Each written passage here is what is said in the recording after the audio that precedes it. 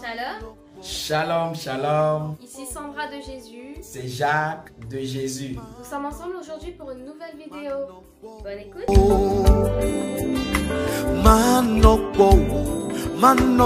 Notre vidéo d'aujourd'hui s'intitule « De la réception de la parole à sa manifestation ». Nous vous avons pour verset de base aujourd'hui le Proverbe 3 au verset 21 et 22 qui nous dit « Mon fils, que ces enseignements ne s'éloignent pas de tes yeux. Garde la sagesse et la réflexion. Elles seront la vie de ton âme et l'ornement de ton cou. » Le titre de notre vidéo est « De la réception de la parole à sa manifestation ». Et pour passer de la réception d'une parole à sa manifestation, il faut un processus. Nous allons essayer de décliner ce processus-là, en tout cas d'une manière ou d'une autre dans cette vidéo. Si tu reçois par exemple une lettre d'une personne, quand même la première des choses, si c'est une lettre, tu vas vérifier quand même la signature de la personne, détecter la provenance, la source de la parole reçue. Parce que la lettre ici, c'est la parole qui t'est parvenue, que ce soit audiblement, que ce soit par vision, que ce soit dans un enseignement ou bien dans un événement, dans une situation donnée, tu peux recevoir une parole d'une manière ou d'une autre. Mais il faut s'assurer de la provenance, de la source de cette parole. Et il faut être un intime de Dieu afin de quoi? Afin de pouvoir discerner si la parole reçue vient de Dieu ou pas, être capable de discerner la voix, la signature de Dieu dans la parole reçue. Après avoir réussi, en tout cas à discerner, il faut passer à l'étape suivante.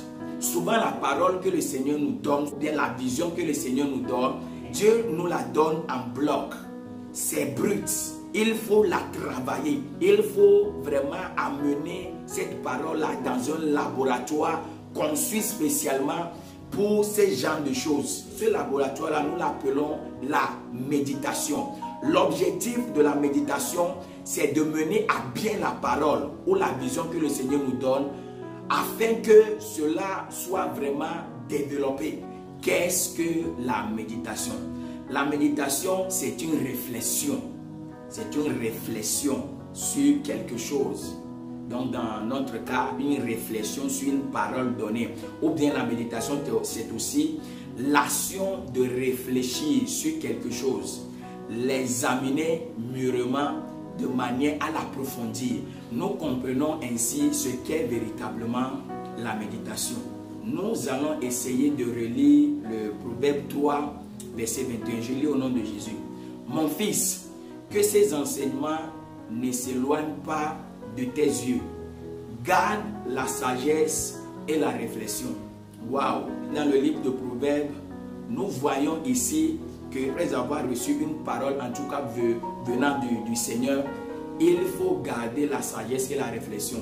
Et nous avons vu plus haut ce qu'est la réflexion. La réflexion, c'est la méditation. Tu reçois la parole, mais il faut également garder la réflexion sur cette parole. Il faut garder également la sagesse.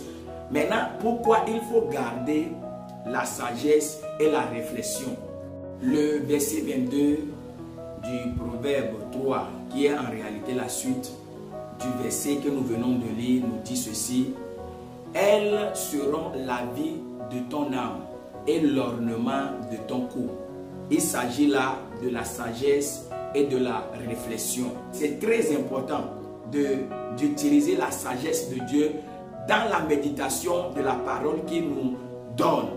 Maintenant, qu'est-ce que la sagesse? La sagesse, c'est quoi? La sagesse est le comment des choses. Oui, on est intelligent, on a la connaissance, mais comment utiliser cette connaissance? Nous avons la force, oui. Comment utiliser cette force? Donc le challenge ici se trouve dans la sagesse. Qui aura la meilleure sagesse et où trouver la meilleure sagesse? Et je peux te dire avec assurance que la meilleure sagesse, c'est la sagesse de Dieu. La meilleure sagesse se trouve en Christ. La meilleure sagesse, c'est dans la parole de Dieu. Nous allons donner un exemple incontestable qui décrit très bien ce que nous essayons de dire. ce que nous avons dit jusqu'ici. Donc, l'exemple là, c'est dans la création du monde. La Bible nous dit que Dieu a créé le ciel et la terre. Mais avant que le ciel et la terre ne soient, il y a quelque chose qui s'est passé dans l'esprit. Nous allons lire Jean 1:1. La Bible dit, au commencement était la parole. Et la parole était avec Dieu. Et la parole était Dieu. Le verset 3 de ce même chapitre dit, toutes choses ont été faites par elle, par la parole. Et rien de ce qui a été fait n'a été fait sans elle. Très parfait. Lisons Jérémie 51, verset 15. La Bible dit, il a créé la terre par sa puissance. Il a fondé le monde par sa sagesse. Il a étendu les cieux par son intelligence. Ici, nous voyons que la terre a été créée par la parole de Dieu. Et dans Jérémie, nous avons vu clairement que cette parole-là, c'est la puissance. Mais le fait que la terre résiste, la terre a pu faire plus de 2000 ans d'existence, c'est grâce à sa sagesse. La Bible dit dans Genèse que le premier jour, Dieu a créé quelque chose. Le deuxième jour, le troisième jour et le sixième jour que Dieu a créé l'homme. Pourquoi c'est le sixième jour que Dieu a créé l'homme et non le premier jour? Dieu a utilisé ce que nous appelons sa sagesse pour pouvoir savoir que non, le premier jour, je dois faire telle chose. Le deuxième jour, c'est ce que je dois faire. Et c'est seulement au sixième jour que je dois créer l'homme. Et le septième, je dois me reposer. Donc, quand nous recevons une parole venant de Dieu, en tout cas dans cette parole, nous recevons la puissance de matérialiser cette parole. Mais nous devons faire usage de la sagesse. C'est de ça qu'il s'agit. Après avoir reçu la parole de Dieu et après l'avoir médité, il convient maintenant de passer au processus de la manifestation. Ainsi, nous verrons se matérialiser les fruits de notre méditation. Dans Josué 1, au verset 8, la deuxième partie du verset nous dit « Car c'est alors que tu auras du succès dans tes entreprises, c'est alors que tu réussiras. » À travers la première partie, nous voyons ainsi qu'une bonne méditation dirigée par la sagesse de Dieu nous amène au succès et à la réussite par la manifestation. Frères et sœurs, ce n'est pas seulement la méditation de la parole de Dieu qui nous emmène au succès et à la réussite, c'est le fait de manifester. En effet, la foi conduit à la manifestation. Qu'est-ce que donc la foi? Romains 10, 17 nous dit ceci. Ainsi, la foi vient de ce que l'on entend et ce qu'on entend vient de la parole de Christ. Ce verset nous parle de la provenance de la foi, la source de la foi. Romains 10, 17 nous montre ici que la parole que nous recevons accompagnée d'une force que nous appelons ici la foi. Hébreux 11, 1 nous dit que or, la foi est une ferme assurance des choses qu'on espère, une démonstration de celles qu'on ne voit pas. La foi est donc la capacité que le Seigneur nous donne afin d'accomplir une instruction. La foi est cette main qui accompagne une vision, qui accompagne une mission afin de prendre de l'invisible et ramener dans le physique. La foi n'est pas une croyance, la foi n'est pas une conviction. La foi, c'est plus que ces deux choses. La foi est une ferme assurance, une ferme conviction et une démonstration. Il y a deux responsabilités dans la manifestation de ce que le Seigneur nous donne. Et il y a la part de Dieu, la responsabilité de Dieu, la part de Dieu, et il y a la part de l'homme également. La part de Dieu, c'est de nous fournir tout ce qu'il faut, nous donner tout ce qu'il faut afin de pouvoir ramener ce qu'il nous montre dans l'invisible au physique. Ce qu'on va démontrer n'est pas ce qu'on voit physiquement, mais en réalité, la personne concernée, la personne qui doit démontrer, en réalité, voit la chose. On ne peut jamais démontrer ce qu'on ne sait pas. On ne peut jamais démontrer ce qu'on ne voit pas. En réalité, on sait, mais seulement ce n'est pas visible pour tout le monde. Mais toi, la personne concernée, Dieu s'assure de te montrer ce que tu dois manifester, ce que tu dois démontrer. La foi n'est pas « je sais que je sais que je sais ». Non. La foi, c'est plutôt « je sais que je sais, donc je fais.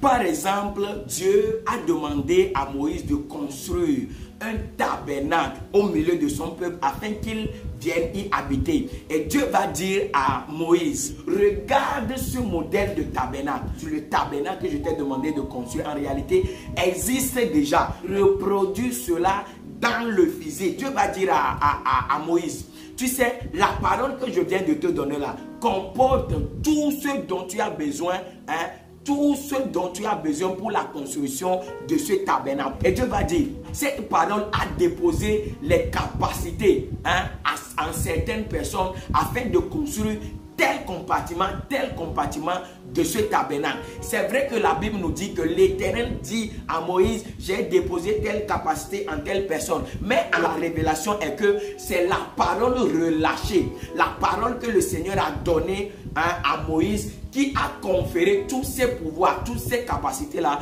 à ces personnes pour la réalisation, hein, de ce tabernacle. Nous pouvons également donner l'exemple de Moïse. Dieu a dit à Moïse, je ferai de toi le père d'une multitude de nations. Et quand le moment sera venu pour la manifestation de cette promesse-là, de cette parole, l'ange de l'Éternel va dire à Sarah, l'année prochaine, à la même saison, tu vas enfanter. Notre maman Sarah va comprendre que la parole que le Seigneur nous a donnée là, quand même, c'est une responsabilité qu'il nous donne. Nous sommes déjà avancés en âge, nous sommes déjà âgés. Est-ce que moi qui suis vieux, j'aurai encore des envies? Mon Seigneur Abraham également est vieux. Est-ce qu'il aura la vigueur nécessaire pour la manifestation de cette parole? Mais la Bible nous dit que exactement comme l'ange l'a dit, cela s'est accompli. Pourquoi? Parce qu'ils ont compris leur responsabilité. Ils ont compris le fonctionnement de la foi. C'est pour ça que cette parole s'est manifestée. Donc,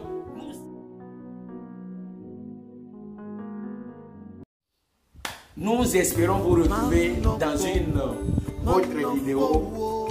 Jésus pour tous. Man no